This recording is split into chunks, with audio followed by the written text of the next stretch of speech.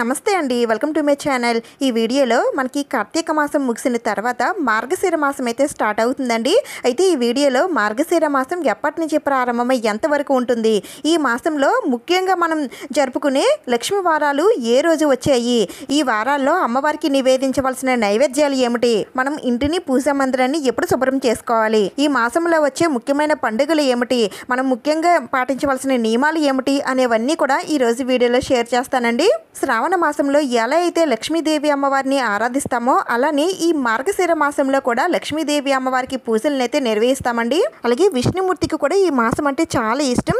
ఈ మార్గశిర మాసంలోనే ధనుర్మాసం కూడా ప్రారంభం అవుతుంది కాబట్టి ఈ మాసంలో ఆ శ్రీ మహావిష్ణుమూర్తిని మధుసూదనుడు అనే పేరుతో స్వామివారిని పూజించుకుంటాము. అయితే ధనుర్మాసానికి సంబంధించిన ఇన్ఫర్మేషన్ ఇంకా నెలగంట ఎప్పుడు పెడతారు, ఈ విశేషాలన్నీ కూడా నేను నెక్స్ట్ వీడియోలో షేర్ చేస్తాను. తప్పకుండా సబ్స్క్రైబ్ చేసుకొని పెట్టుకోండి. అలాగే ఈ వీడియోకి ఒక చిన్న లైక్ అయితే చేయండి.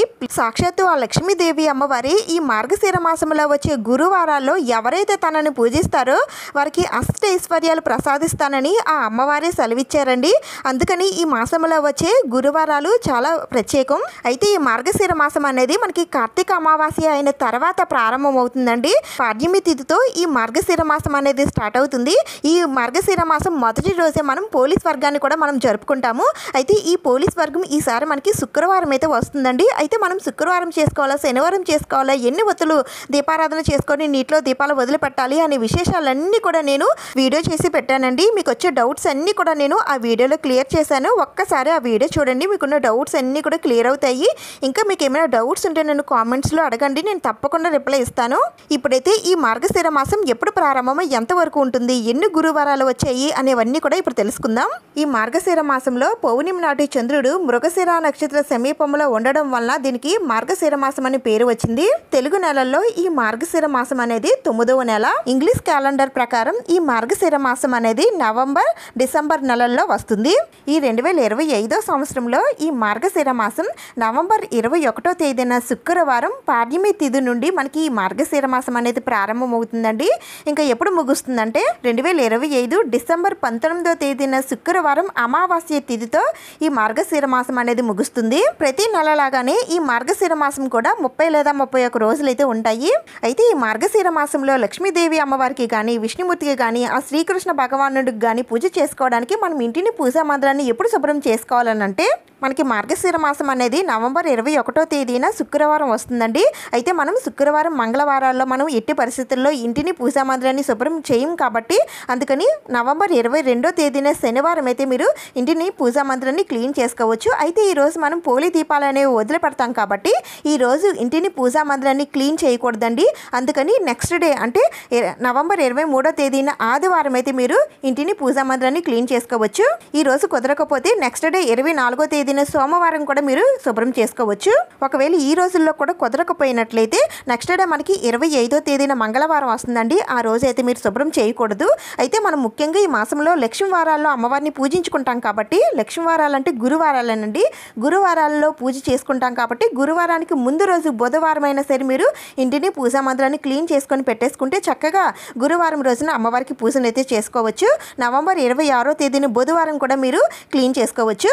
నేను చెప్పిన ఈ రోజుల్లో ఎప్పుడైనా సరే మీరు శుభ్రం చేసేసుకొని చక్కగా లక్ష్మీదేవి అమ్మవారికి పూజ చేసుకొని, మనకి ధనుర్మాసం కూడా కలిసి వస్తుంది కాబట్టి ఆ శ్రీకృష్ణ భగవానుడిని కూడా పూజిస్తే అష్టైశ్వర్యాలు, ఆయురారోగ్యాలు అన్నీ కూడా కలిసి వస్తాయండి.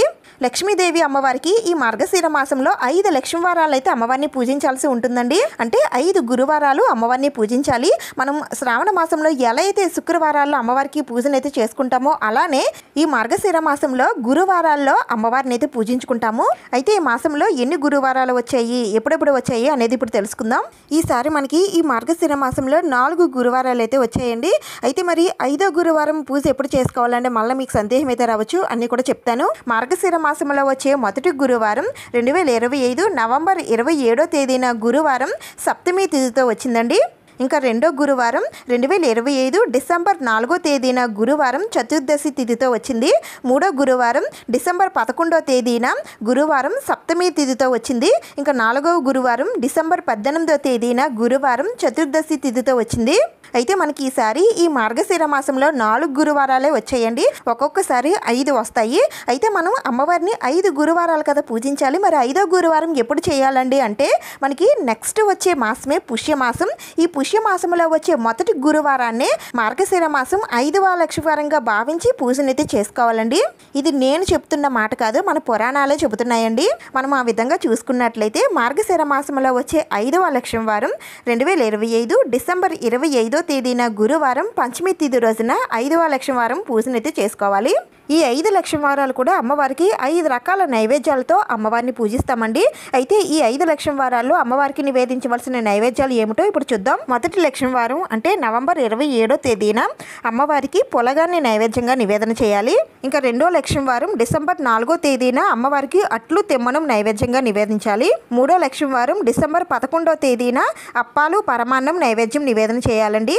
ఇంకా 4వ లక్షం వారం డిసెంబర్ 18వ తేదీన అమ్మవారికి చిత్రాన్నం గారెల్ని నైవేద్యంగా నివేదించాలి. ఇంకా ఆఖరి 5వ లక్షం వారం రోజున డిసెంబర్ 25వ తేదీన అమ్మవారికి పూర్ణం బూరెలు సమర్పిస్తే మార్గశిర లక్షం వారాల పూజ సంపూర్ణంగా పూర్తవుతుంది. ఈ విధంగా మార్గశిర మాసంలో వచ్చే లక్షం వారాల్లో ఈ నైవేద్యాలను నివేదన చేసి అమ్మవారికి పూజ చేయాల్సి ఉంటుంది. అయితే ఇక్కడ చాలా మందికి వచ్చే సందేహం ఏమిటంటే 5 లక్షం వారాలకి అందరికీ కుదరచ్చు, కుదరకపోవచ్చు, మధ్యలో ఆటంకాలు రావచ్చు, పీరియడ్స్ కూడా రావచ్చు. మరి అలాంటప్పుడు లక్షం వారం ఏదైనా మిస్ అయినట్లయితే మరి 5 లక్షం వారాలు పూజ చేయడానికి కుదరదు కదా. మరి అలాంటప్పుడు ఎలా చేసుకోవాలండి అని అంటే పుష్యమాసంలో వచ్చే మొదటి గురువారాన్ని మార్గశిర 5వ లక్షం వారంగా భావించి పూజనైతే చేసుకుంటాం కదా. మరి అలానే పుష్యమాసంలో వచ్చే రెండో గురువారం కూడా మనం పూజ చేసుకోవచ్చు అని కొంతమందికి అయితే సందేహం అయితే రావచ్చు. అలా అయితే చేయరండి. మొదటి గురువారంతో మనకి మార్గశిర మాసం లక్షం వారాలను ముగుస్తాయి కాబట్టి రెండో వారం మార్గశిర మాసం లక్షం వారంగా భావించి పూజనైతే చేసుకోరు. అందుకని రెండో వారాన్ని అయితే చేసుకోకూడదు. అందుకని మీకు ఎన్ని వారాలు కుదిరితే అన్ని రోజులు పూజనైతే చేసుకోండి. అయితే కొంతమంది మార్గశిర మాసం నెల రోజులు కూడా అమ్మవారికి పూజలను అయితే నిర్వహించుకొని దీపారాధన అయితే చేసుకుంటారండి. అలా చేసుకునే వారు ఉంటారు. లేదంటే మార్గశిర గురువారాల్లో కూడా అమ్మవారికి పూజ చేసుకునే వారు ఉంటారు. అయితే ఈ మార్గశిర మాసంలో ఏదైనా వారం మిస్ అయినట్లయితే ఏ నైవేద్యం ఎప్పుడు నివేదన చేయాలని అంటే ఏ వారానికి ఏ నైవేద్యం నివేదన చేయాలో ఆ వారానికి అదే నైవేద్యం నివేదన చేసి అమ్మవారికి పూజనైతే చేయాల్సి ఉంటుందండి. మీకు ఇంకా అర్థమయ్యే విధంగా చెప్పాలి అంటే మనకి మొదటి గురువారం పొలగాన్ని అయితే నైవేద్యంగా నివేదన చేస్తారండి. రెండో వారం మీకు కుదరలేదనుకోండి, మళ్ళీ మూడో గురువారమే మీరు పూజ చేయాల్సి వచ్చినట్లయితే రెండో వారానికి సంబంధించిన అట్లు తిమ్మనం కాకుండా అప్పాలు పరమాన్నాన్ని మాత్రమే అమ్మవారికి నివేదన చేయాలి. ఇలా మీకు ఎన్ని వారాలు కుదిరితే అన్ని వారాలు అమ్మవారికి నైవేద్యాలు నివేదన చేసి అమ్మవారికి పూజనైతే చేసుకోండి. అయితే ఈ లక్ష్మీ వారాల్లో అమ్మవారికి పూజ చేసుకోవడం కోసం కొన్ని నియమాలు అయితే పాటించాలండి. అవేంటంటే సూర్యోదయానికి ముందే నిద్ర లేచి ఇంటిని పూజా మందిరాన్ని శుభ్రం చేసుకొని ఇంటి ముందు తప్పనిసరిగా ముగ్గైతే వేసుకోవాలి. ఈ మార్గశిర గురువారం నాడు ఎట్టి పరిస్థితుల్లో కూడా తలకు నూనె అయితే రాసుకోకూడదండి. అలాగే షాంపూతో తల స్నానం చేయడం కూడా మంచిది కాదు. పూజ అయ్యేంత వరకు కూడా ఉపవాసంతోనే ఉండాలి. ఏమి కూడా తినకూడదు. చిన్నపిల్లల్ని కొట్టడం తిట్టడం లాంటివి అస్సలు చేయకూడదండి. పూజా మందిరాన్ని కూడా అందంగా అలంకరించుకొని బియ్యం పిండితో ముగ్గది వేసి అందంగా అలంకరించుకొని పూజకైతే సిద్ధమవ్వాలి. అయితే ఈ మార్గశిర లక్షం వారాల్లో 5 లక్షం వారాలు అమ్మవారికి పూజ ఎలా చేయాలనేది నేను నెక్స్ట్ వీడియోస్లో షేర్ చేస్తూ ఉంటాను. తప్పకుండా సబ్స్క్రైబ్ చేసుకొని పెట్టుకోండి. ఇంక ఈ మాసంలో వచ్చే కొన్ని ముఖ్యమైన పండుగల గురించి తెలుసుకుందాం. ఈ మాసంలో మొట్టమొదటగా పోలీస్ వర్గం అయితే వస్తుందండి. పోలీస్ వర్గం కోసం ఆల్రెడీ చెప్పాను కదా, ఒకసారి ఆ వీడియో చూడండి. ఇంక తర్వాత సుబ్రహ్మణ్య షష్ఠి కూడా ఈ మాసంలోనే వస్తుంది. ఇంక తర్వాత ఈ సంవత్సరం మనకి శుక్రమూఢము కూడా ఈ మాసంలో రాబోతుందండి. అయితే శుక్రమూఢము కోసం కూడా నేను ఆల్రెడీ వీడియో చేసి పెట్టాను. ఇంట్రెస్ట్ ఉన్న వాళ్ళు చూడండి. ఇంక తర్వాత గీత జయంతి, హనుమద్వతం, దత్త జయంతి, అనగాష్టమి ఈ పండుగలన్నీ కూడా మనకి ఈ మార్గశిర మాసంలోనే వస్తాయండి. ఇంకా తర్వాత ధనుర్మాసం కూడా ఈ మాసంలోనే స్టార్ట్ అవుతుంది. ఇక్కడ నేను ముఖ్యమైన పండుగలు మాత్రమే షేర్ చేశానండి. ఇంకా ఈ మాసంలో వచ్చే ఏకాదశులు, ప్రదోష వ్రతాలు, మాస శివరాత్రులు, ఇంకా సంకష్టహర చతుర్థి ఇవన్నీ కూడా ఎప్పుడెప్పుడు వచ్చాయనేది తెలుసుకోవాలనుకుంటే నేను ఆల్రెడీ నవంబర్, డిసెంబర్ నెలలో వచ్చే పండుగలు ముఖ్యమైన రోజుల గురించి ఆల్రెడీ వీడియోస్ చేసి పెట్టానండి. ఇంట్రెస్ట్ ఉన్న వాళ్ళు చూడండి. అలాగే ఈ మార్గశిర లక్ష్మీ వారాల్లో అమ్మవారిని ఏ విధంగా పూజించాలనేది కూడా నేను నెక్స్ట్ వీడియోస్లో షేర్ చేస్తూ ఉంటానండి. తప్పకుండా మన ఛానల్ని సబ్స్క్రైబ్ చేసుకొని పెట్టుకోండి. ఈ వీడియో మీకు నచ్చింది, యూజ్ అయిందని అనిపిస్తే ప్లీజ్ తప్పకుండా లైక్ చేయండి, షేర్ చేయండి. ఇంకొక మంచి వీడియోతో మళ్ళీ కలుద్దాం. Thank you for watching.